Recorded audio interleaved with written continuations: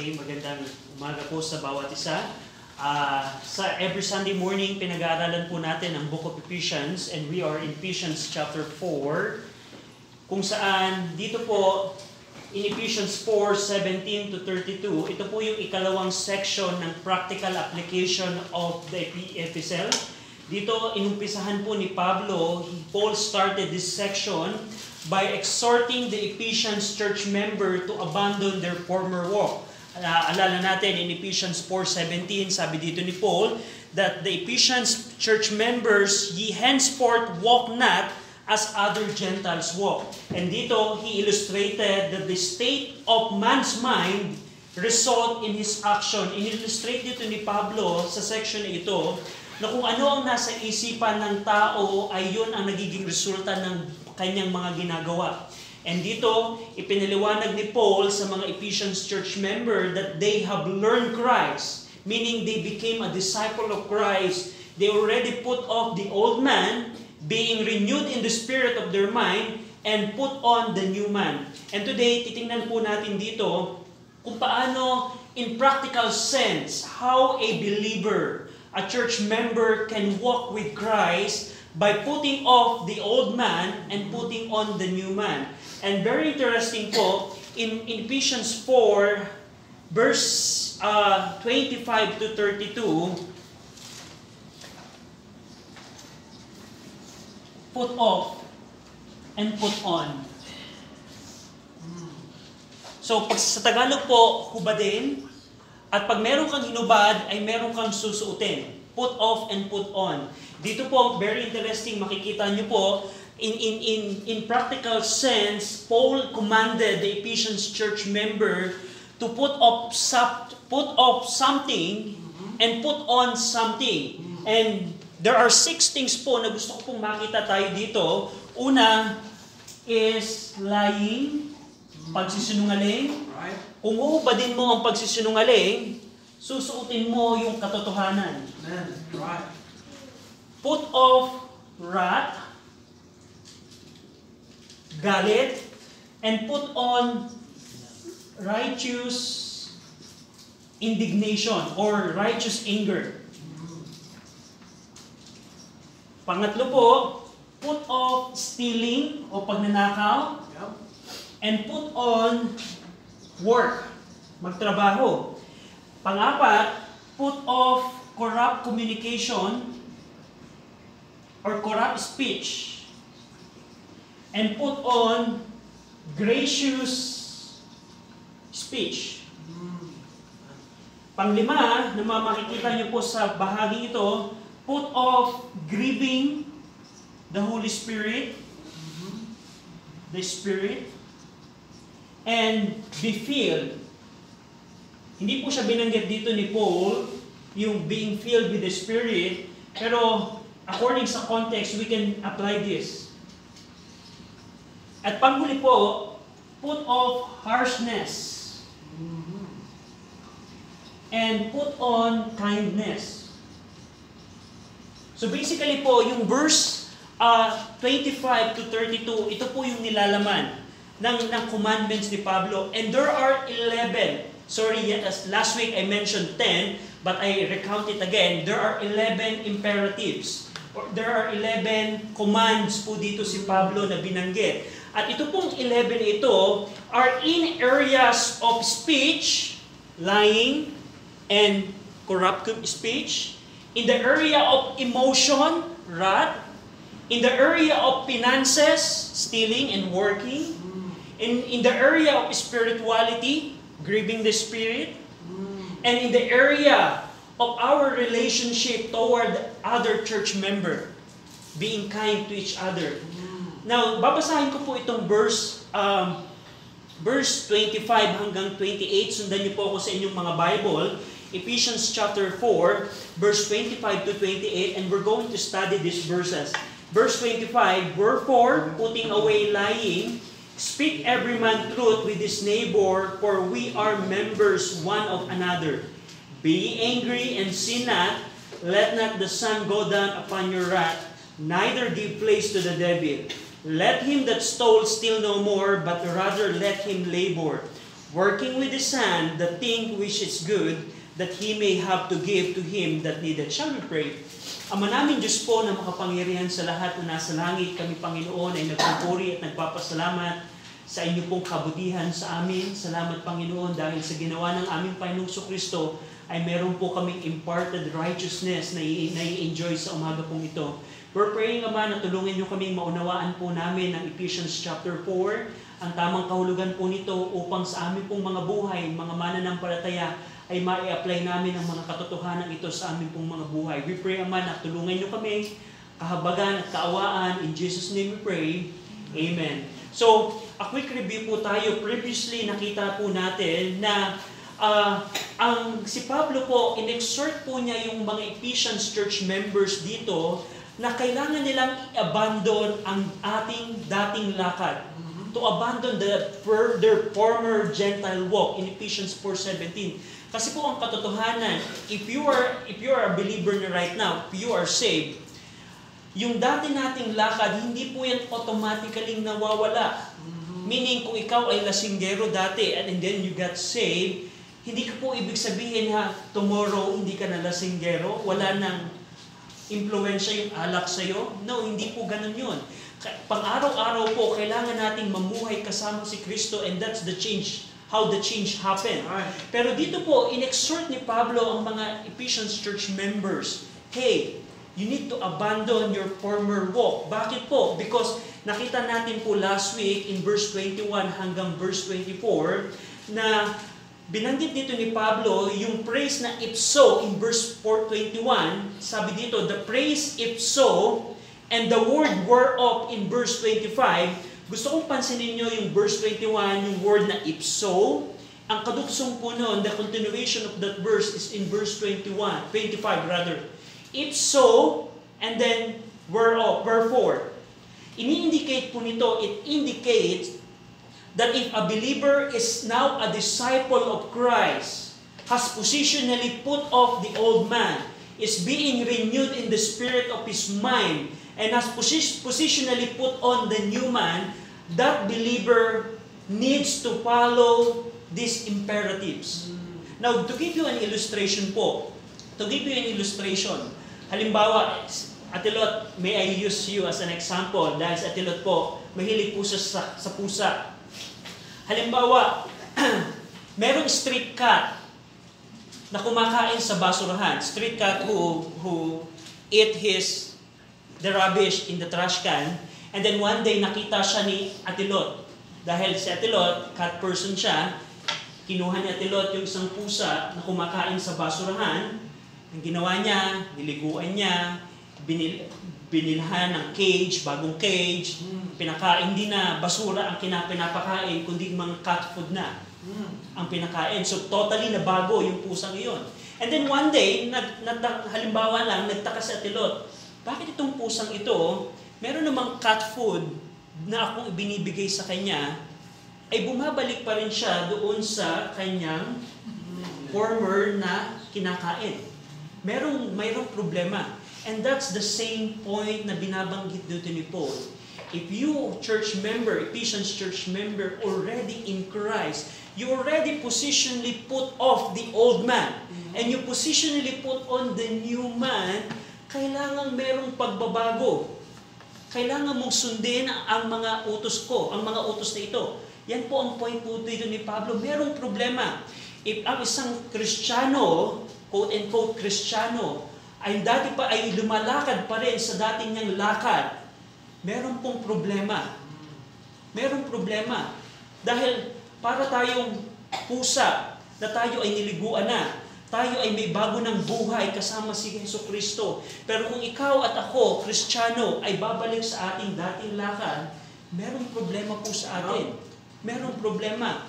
At dito, in-exhort ni Pablo ang mga Ephesians church member ng mga bagay nito, which we're going to see later on, na ang kanyang basihan is their position. Now imagine niyo po, kayo halimbawa, anak kayo ni sino ba yung mayaman dito po sa Pilipinas? Probably Si family or Gokung Wei rather. mga may-ari ng Cebu Pacific, Robinson, sorry, Gokong Wei family. For example, you are a wealthy Filipino. And then, one day, nakita ka ng relatives mo na, bakit ka nakikipamuhay doon sa mga tao na hindi mo kumbaga hindi mo ka-level in a way. Merong problema. So, ang point ko dito is, kung ano tayo ngayong Kristiyano, dapat makita to sa ating practicality.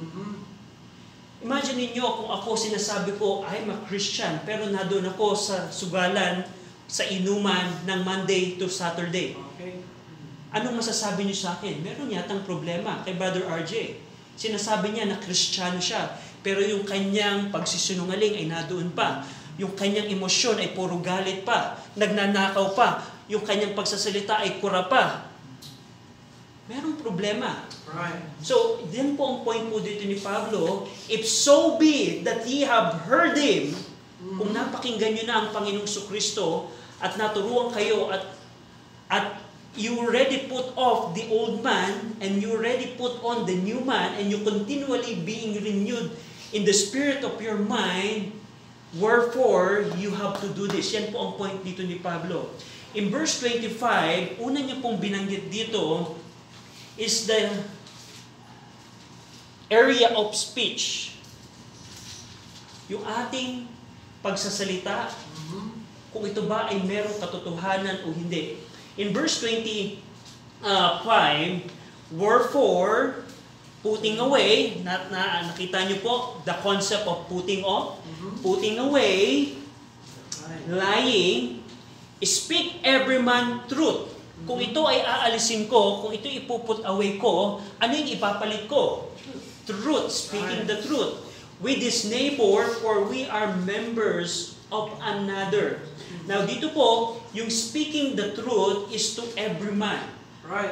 Yes, we understand po ito na ito po ay sa lahat ng tao, meaning kahit sino ay dapat nating pagsalitaan ng katotohanan. We know that. Pero contextually, ito po yung nagpapatungkol sa bawat church members. Sa bawat church member po, nakausap po dito ni Pablo. What Paul was saying here, Ephesians church member, you need to put away lying. Bakit po? One thing that I will tell you, you and I are expert in lying. Human being are expert in lying. Ang mundo po natin ginagalawan are full of lying.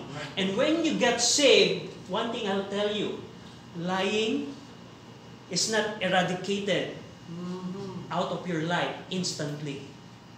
That's why Paul commanded the Ephesians church member, put away lying. Right. But rather speaking the truth to every man. At dito po, Paul cites Zechariah 8:16, ginamit po niya dito yung Zechariah 8:18, you can check it later on, pero ginamit po niya dito yung Zechariah 8:18 to show this truth. And dito, yung speaking the truth requires putting away lying. Ibig sabihin po, you cannot do speaking the truth, you cannot speak the truth if you don't eradicate or put away lying. Pareho po yan. Meaning, hindi mo magagawa itong bagay na to kung hindi mo to aalisin sa iyong buhay. Ano ba yung lying? Ang lying po dito na tinutukoy is a conscious and intentional falsehood. For example po, kung ikaw ay meron kang kasunduan, na sabi mo, kung ikaw ay magiging church member ng simbahang ito, you're going to be faithful in all services, and you say, yes, Pastor, or yes, Brad, I will agree on that. I want to be a member of the church. And you don't do it, you're lying. That's right. If you say na magiging maganda ang patotoo ko sa bawat tao na nasa paligid ko upang hindi maging masama ang patotoo ko bilang Kristiyano and patotoo ko bilang isang church member, and you don't do it, you're lying. You and I are expert in lying. Now, tanong, Brad, is it still possible for a church member to lie? Yes. I tell you it is. Yep. Remember Ananias?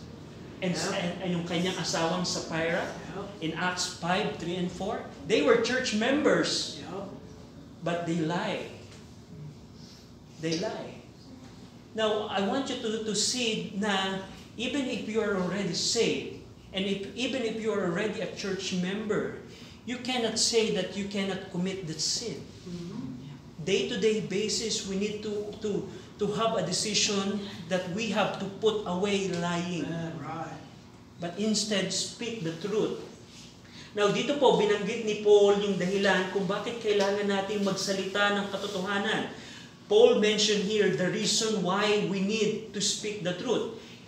Binanggit niya po dito, because we are members one of another. That's why we tell na contextually, ang ibig sabihin po dito is we need to speak the truth to every church members because we are members one of another. Now, tingnan niyo po ang Ephesians 4, verse 15 to 16. Paul mentioned the same thing in Ephesians 4, 15 to 16. Basahin po natin ito ng sabay-sabay.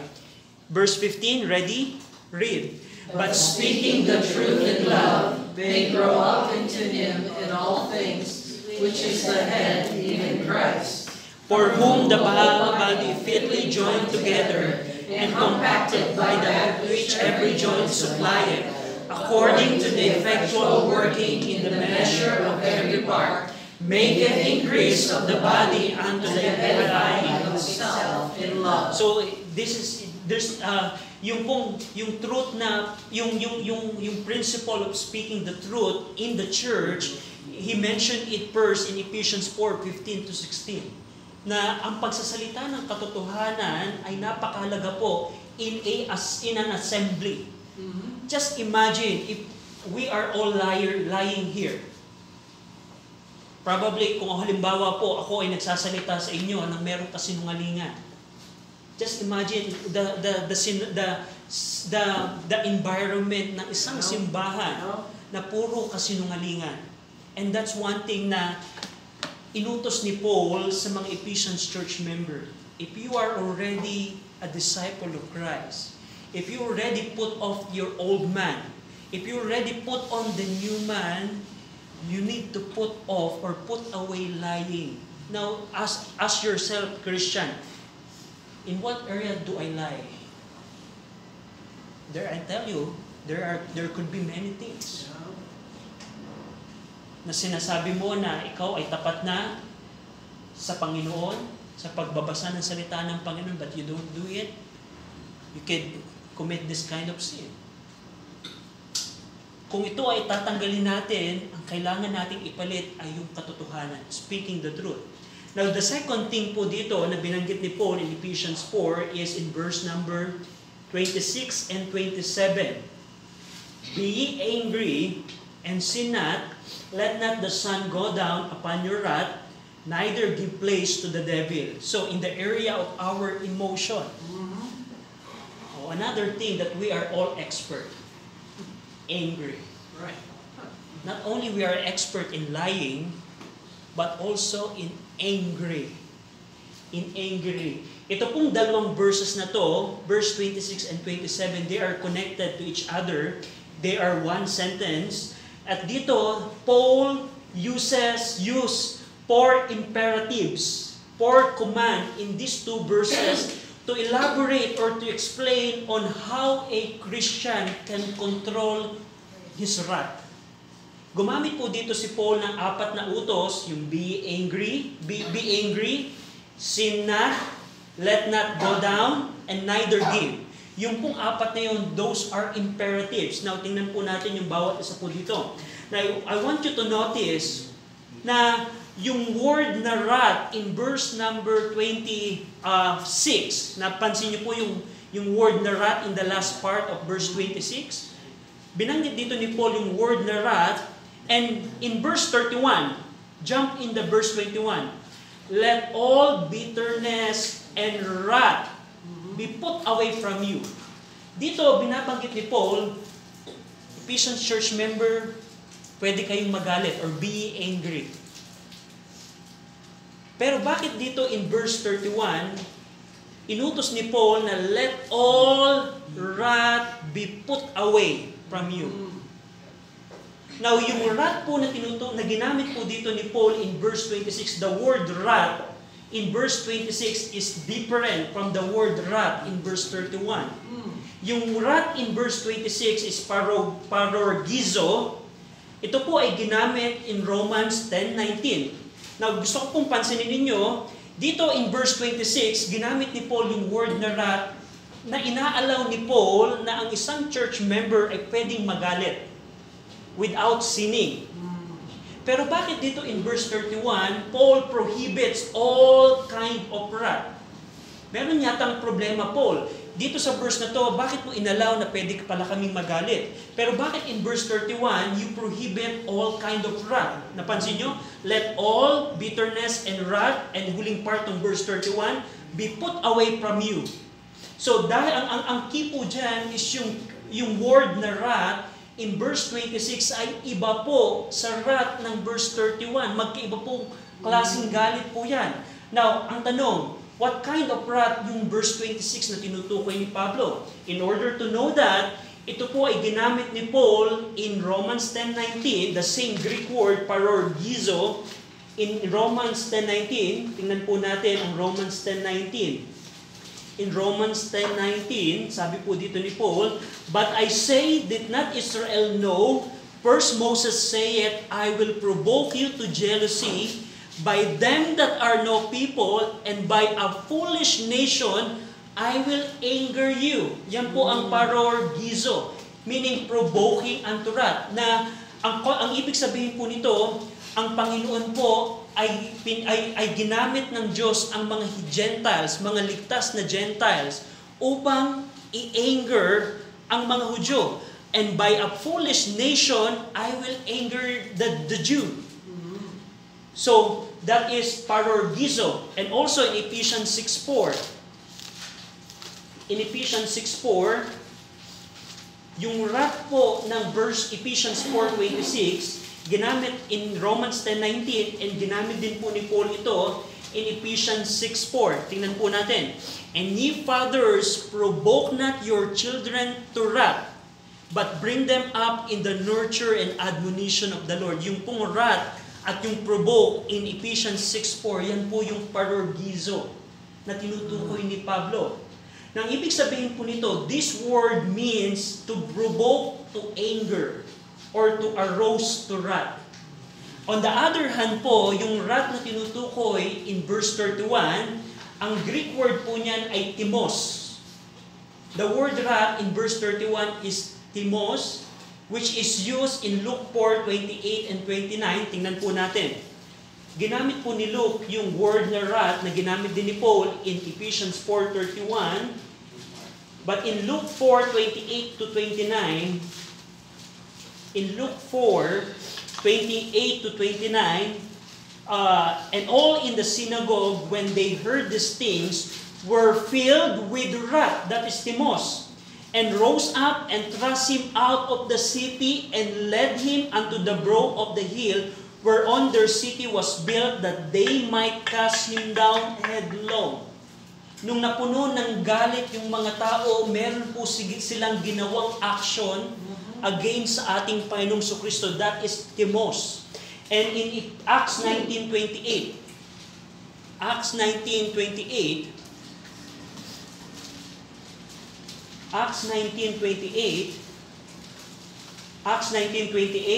and when they heard this saying, they were full of wrath and cried out, saying, Great is Diana of the Ephesians. That is timos. Now, yung word na ito po, this noun refers to wrath or passionate anger. It implies a strong, intense burst of emotional rage, often characterized by sudden outbursts. Now, ang tanong, Brother RJ, anong pagkakaiba ng dalawang to? Yung pong tinutukoy ni Paul in Ephesians 4:26 na wrath, ito po yung provoking stage ng ating galit. Pero kung ikaw, halimbawa, ay nandoon na sa akto, na nasa intense and strong emotion ka na yung iyong outward na action ay nire-reflect na ng galit mo, yun po yung timos.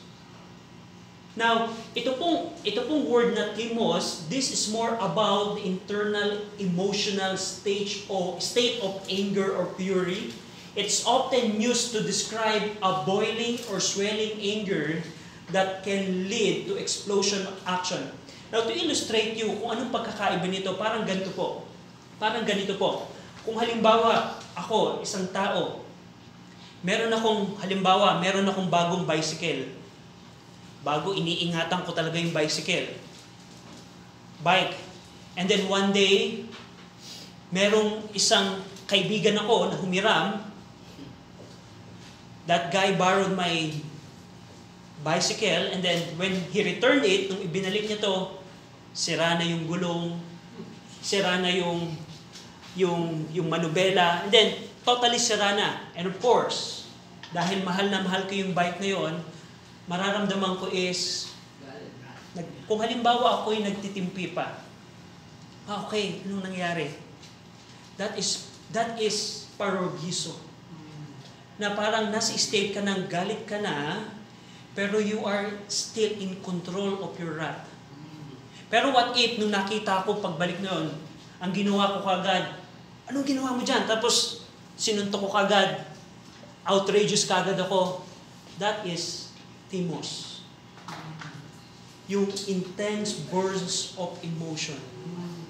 Katulad nung mga tao, nung nangaral ang Panginoong Kristo sa kanyang mga kababayan, hindi nila nagustuhan yon at nagalit siya, and to the point na tinakwil at itinulak ang Panginoon palabas. Katulad ng mga tao sa Ephesians, nung napakinggan nila ang pangangaral ng Panginoon ni Pablo, yung buong bayan ay nagalit at they worship Diana. Yun po ang timos. Now, bakit po mahalaga na malaman natin ito, mga mananampalataya?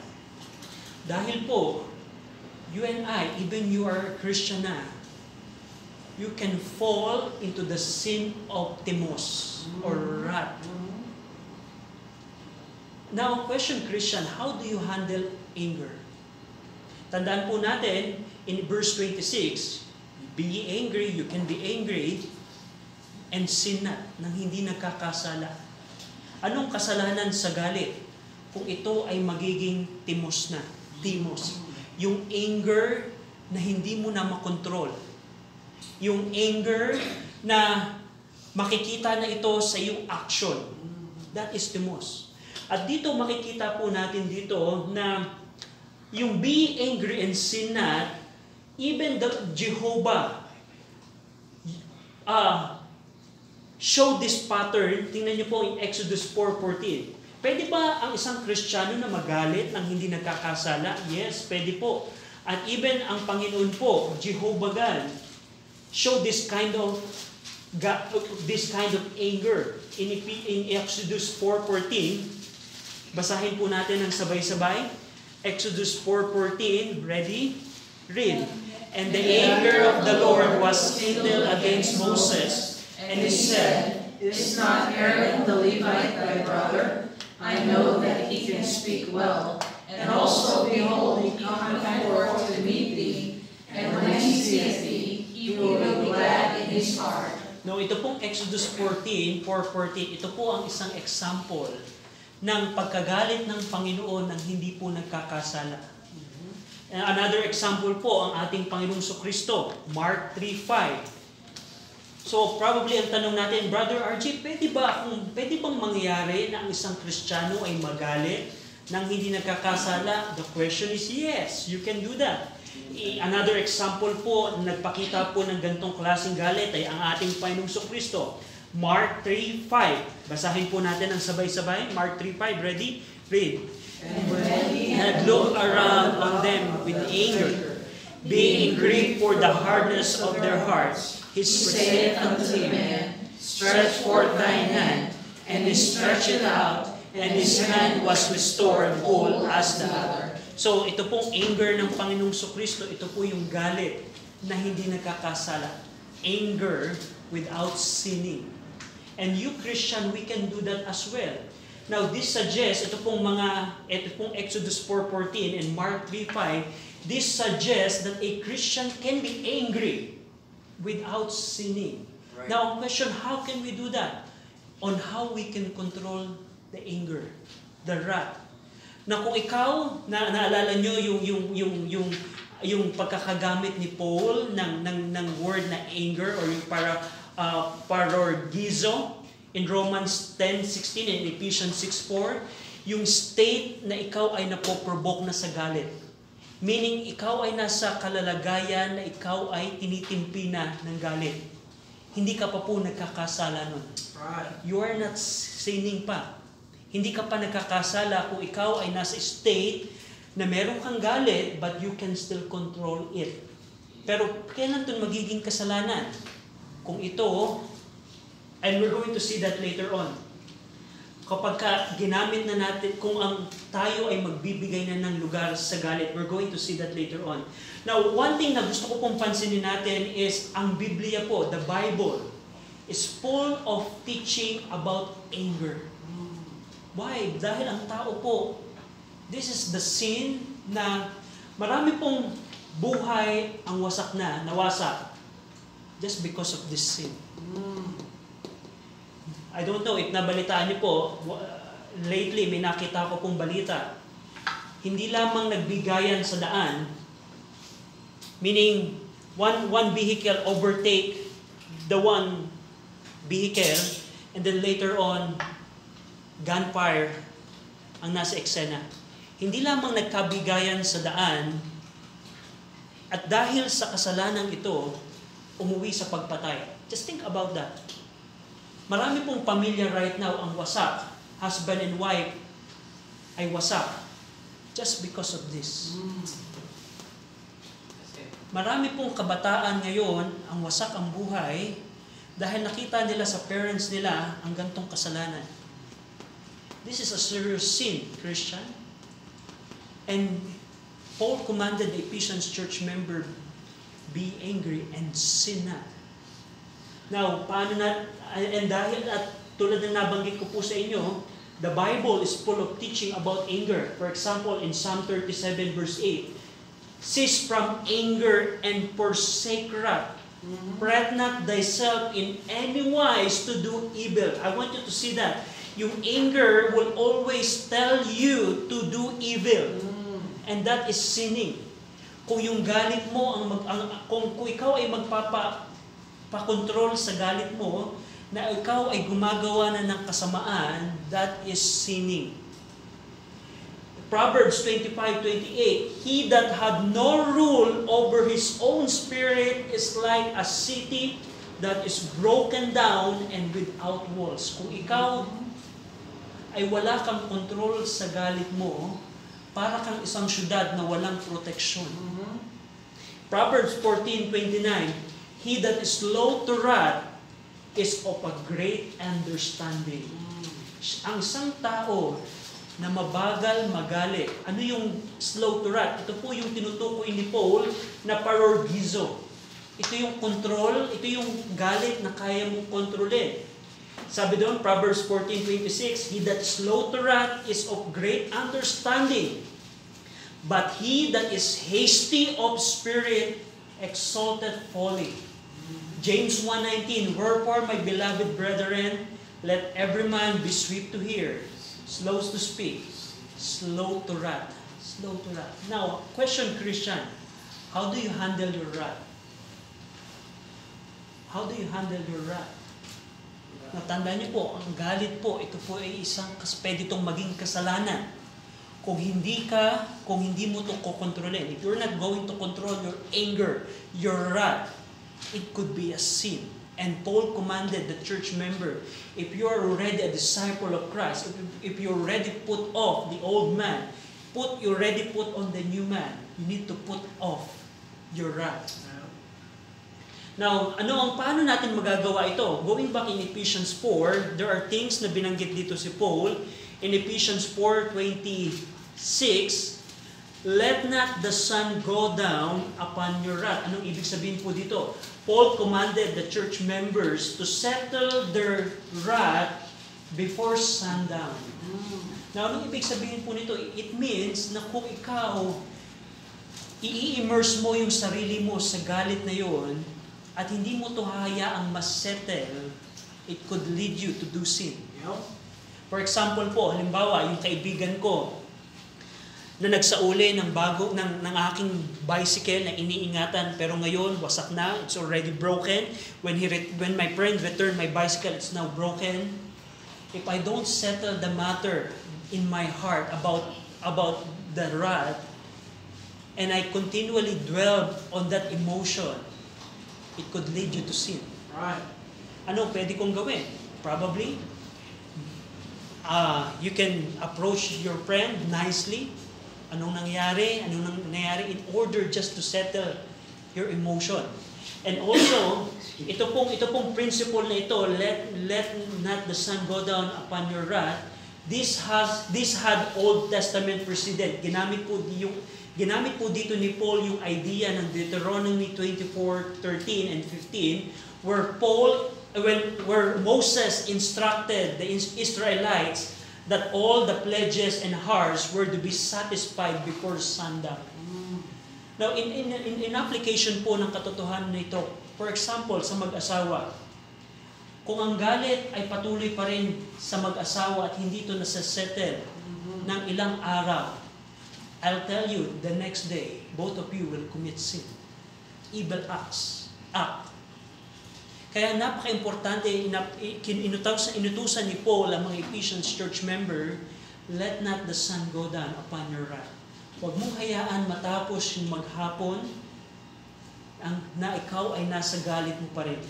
And lastly, in the relation of wrath, of the emotion, verse 27, another imperative that we'll see here, Paul commanded the church members to neither give place to the devil. Yung pong mga kautusan po ito po ay associated sa galit. Huwag kang magbibigay ng oportunidad sa diablo. Right. Now, question, Brother RJ, kung ako ay merong galit sa puso ko, pwede ba ang diablo kumilos sa aking galit? Yes. Yes. Right. That's right. Tingnan niyo po ang Romans 12:19. Romans 12:19 to 21. Na kung halimbawa doon sa kaibigang nagsauli ng bike sa akin, kung halimbawa ang ginawa ko ay parang ganito, sinira mo yung bike ko, pupunta ako sa inyo at sisirain ko din yung gamit mo. If for example, I do that, am I sinning or not? I'm sinning. Tingnan niyo po, Romans 12, verse 19 to 21. Romans 12, verse 19 to 21. Dearly beloved, kausap po dito ni Paul yung mga churches in Rome. Dearly beloved, avenge not yourselves. Huwag kayong maghiganti sa inyo. Ano ba yung paghiganti? That is one of the fruit of anger. Kaya po marami ang naghihiganti, ang nagtutulak po sa paghihiganti ay galit. Sabi ni Paul dito, avenge not yourselves, but rather give place unto wrath. But rather give place unto wrath. Magbigay kayo ng puwang sa galit nyo. For it is written, vengeance is mine, I will repay, said the Lord. Therefore, if thine enemy hunger, feed him. If he thirst, give him drink. For in so doing, thou shalt heap coals of fire on his head. Be not overcome of evil, but overcome evil with good. Na kung halimbawa, dun sa kaibigan kong nagsauli, nag-return ng aking bicycle, kung siya ay gantihan ko, definitely nagkakasala ako. Pero kung siya halimbawa, kinausap ko, kaibigan, ano ba yung nangyari? Bakit ito nasira? And then he explained and so on. And then kung siya ay binigyan ko halimbawa ng consideration, binigyan ko siya ng pardon o ng pagpapatawad sa ginawa niya, am I sinning or not? No, definitely. Na kahit merong naging galit sa akin, initially nagalit ako sa kanya kasi ginawa niya to, pero nagbigay ako ng lugar sa aking galit. Meaning, kung hindi ako nagbibigay sa diablo, yung tinuturo ng diablo sa aking galit, maghiganti ako sa kanya. Gantihan mo yan. And definitely, and that's our nature. Whenever someone do wrong on us, our nature tells a bench. Pero dito, makikita natin, hindi pala dapat yun. And at makita natin dito, the devil's foothold in the church occurs as church members deal with anger unbiblically. Ang church ay hindi po exempted sa galit. Hindi lamang lying ang enemy po ng isang simbahan. Ang isa din pong enemy ng church, specifically yung kausap po ni Paul, Ephesians church member, ay yung galit. Now, Christian, ang tanong ko po sa inyo, I want you to challenge you. How do you handle your wrath? How do you handle your wrath? Na kung halimbawa, meron ka laging isip na gusto mong maghigante, I'm telling you, you are violating this commandment. You are violating this commandment. How do you handle your wrath? Yes, we can be angry without sinning, pero how do you handle your wrath? Psalms 37 says, Proverbs 14:29 says, na kung ikaw ay mabilis magalit, ikaw ay mangmang. Paano mo hinahawakan ang galit, Christians? We are all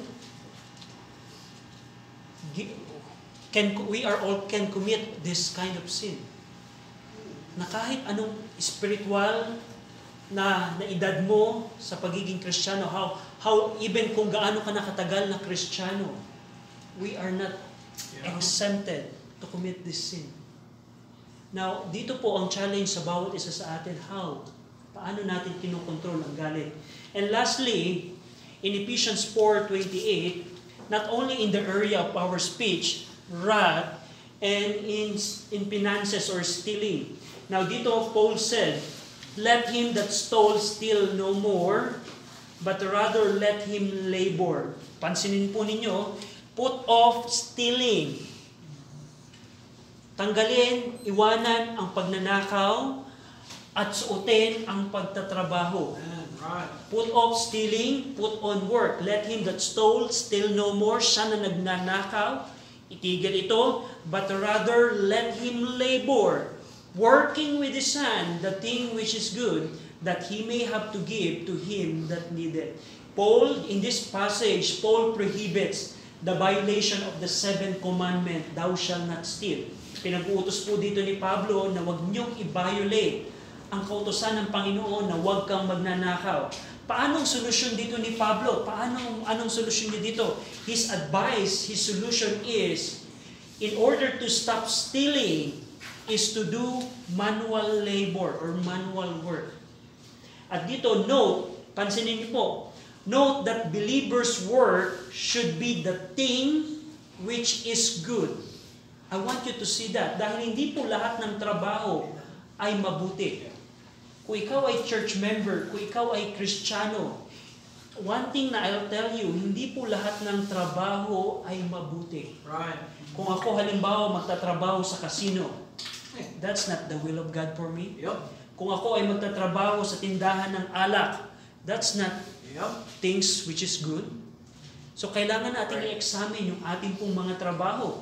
And also, Paul exhorts them to work not only to support their own needs, but also to help those in need within the church. Pansinin niyo po na yung dahilan ng pagtatrabaho is not only for me to stop stealing, because the reason I'm stealing is because I don't have any provision. I don't have anything to eat, so that's why I steal. And the solution is stop stealing, but do work. And the reason for me to work is not only to support my own needs, but also to help those in need. Pansinin niyo po yung huling bahagi ng verse 28, that he may have to give to him that needed. I want you to know, to see this principle, na tayo bilang church member, hindi lamang tayo magtatrabaho not only to provide our need, but also to be a blessing for others. Now, si Pablo po ay isa pong example po nito ng katotohanan nito. Tingnan niyo po as we close in Acts 20. Acts 20 verse 34 to 35. Alam niyo po ba si Pablo ay masipag na trabahante? Si Pablo po ay nagtatrabaho. In Acts 20:34, being a tent maker, ito po ang advice ni Paul sa mga Ephesians elders.